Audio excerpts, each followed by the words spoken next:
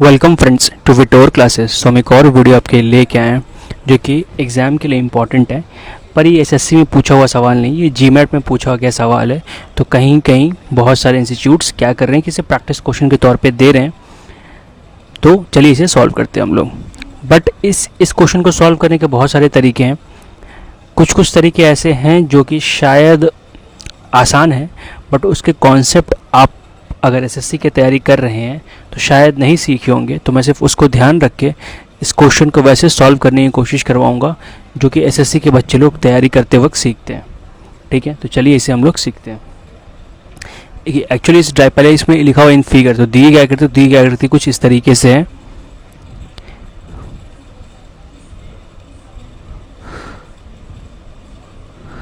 और जो भी सॉल्व कर रहे हैं प्लीज़ ट्राइंगल बड़ा बनाइएगा, नहीं तो आपसे समझ में नहीं आ पाएगा। और मेरे संग बनाइए तो ज़्यादा बेटर है आपको समझने के लिए। ये कुछ एक त्रिभुज है जिसमें बोला है कि ABC त्रिभुज है। AD इसको 1 और 2 में बांटता है, मतलब इसका लंबाई 1 है तो इसका लंबाई 2 है। और आपको ADC दे दिया गया है, ये एंगल ADC आपको 60 दे दिया गया। और ABD ये आपको 45 दे दिया गया। आपसे ये वाला पूछा है, तो इसे सॉल्व कैसे करेंगे। ठीक है, देखिए एसएससी में मेनली क्या होता है कि शायद ही कोई क्वेश्चन ऐसा आता है कि जिसमें हम कंस्ट्रक्शन करते हैं, बट इसमें कंस्ट्रक्शन करना पड़ेगा सॉल्व करने के लिए। तो कैसे इसे हम लोग सॉल्व कर सकते हैं। ठीक है, और एक तरीका भी है जहाँ पे साइन रूल करके लगा सकते हैं हम लोग, sine A by sine C, but शायद वो स्कोप में नहीं है, तो फिलहाल हम उसे अभी नहीं यूज़ करेंगे। जो नॉर्मल प्रोसेस है उसे हम यूज़ करेंगे। अगर किसी को चाहिए उस तरीके से आप प्लीज़ कमेंट में बता दीजिए, मैं आपको उस तरीके से भी इस क्वेश्चन को सॉल्व करके डाल दूँगा। तो सबसे पहले क्या करेंगे, C से एक यहाँ पे लंब खींचेंगे। क्या करेंगे, लंब मतलब 90 डिग्री खींचेंगे, जिसका नाम हम लोग E दे देते हैं। ठीक है, तो ये 90 हो गया और ये जो हो गया आपका 30 हो गया। हमें ये पूरा निकालना है। ठीक है, आप ध्यान रखिएगा इस चीज़ को। तो जो भी ये निकलेगा उसमें 30 जोड़ देंगे, तो ये 60, ये 90, ये 60, ये 30। तो अगर ये 90 है तो ये ECD में ये मेरा विकर्ण हो गया, ये कर्ण हो गया। ये 30 है तो ये P हो गया।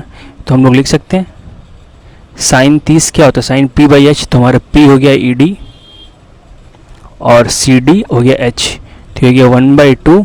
ED हमारा निकालना है हमें और CD 2 है, तो 2 कट गया, ED 1, मतलब ये आ गया 1।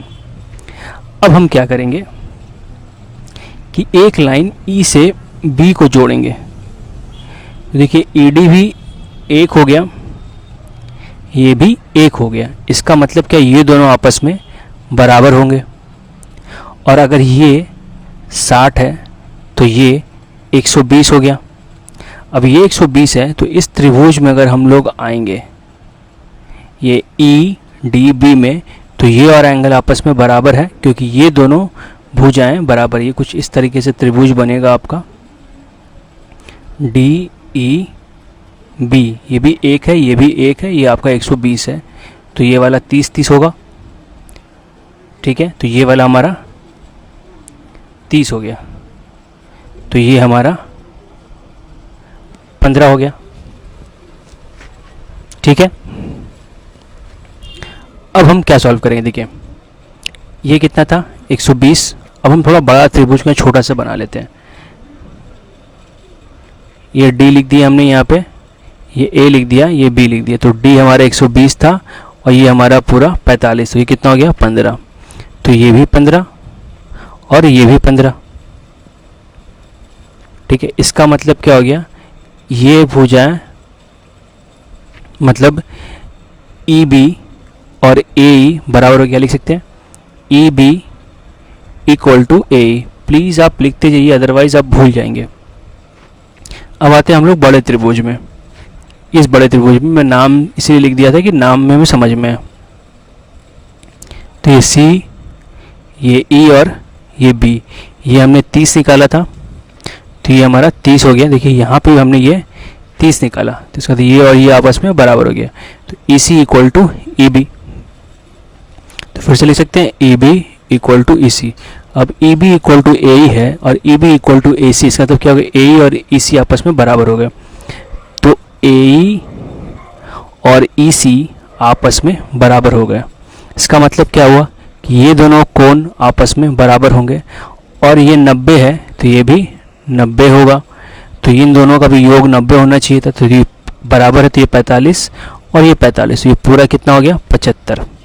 तो इस तरीके से इस क्वेश्चन को हम लोग सॉल्व करते हैं। तो अगर अच्छा लगा हो वीडियो तो please like, comment, share and subscribe. देखने के लिए thank you and all the best for your exams friends.